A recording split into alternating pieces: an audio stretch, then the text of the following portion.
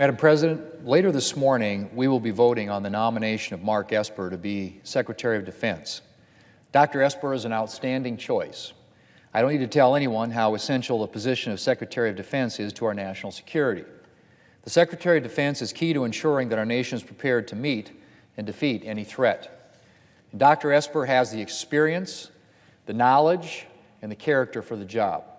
He has an illustrious resume: West Point grad, Gulf War veteran, Bronze Star recipient, Rifle Company commander, a total of 10 years on active duty and an additional 11 in the National Guard and Army Reserve. And in addition to his practical military and leadership experience, he has extensive experience on the policy side of things as well. He has a master's degree from the John F. Kennedy School of Government at Harvard and a doctorate in public policy from George Washington University here in the nation's capital.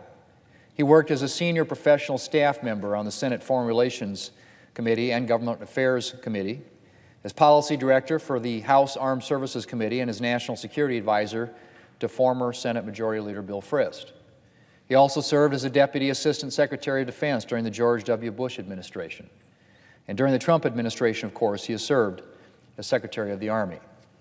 As Army Secretary, he has driven budget reform and Army modernization, supported defense cooperation with our allies, and supervised the most significant reorganization of the Army in 45 years.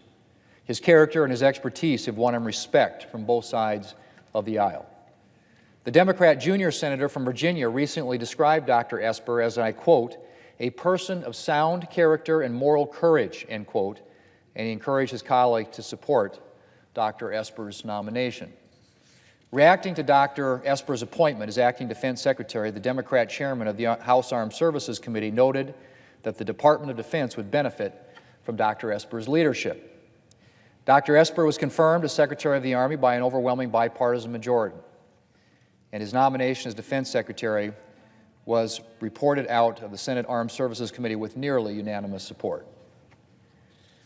I look forward to seeing a similarly strong bipartisan vote for his confirmation later today. Madam President, in November 2018, the Bipartisan National Defense Strategy Commission released a report warning that our readiness had eroded to the point where we might struggle to win a war against a major power like China or Russia. And the Commission noted that we would be especially vulnerable if we were called on to fight a war on two fronts: rebuilding our military and equipping it to meet 21st century threats has to be a priority.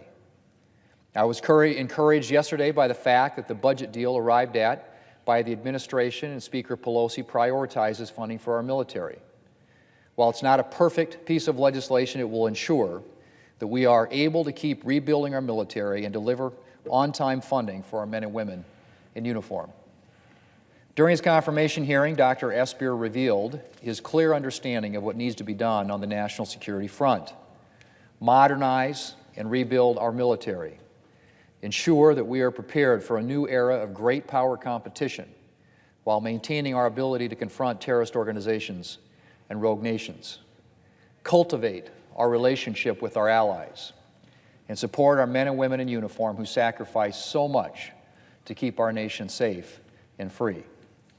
Madam President, I am confident that Dr. Esper will be an outstanding Secretary of Defense, and I look forward to supporting his nomination later today. Madam President, I yield the floor.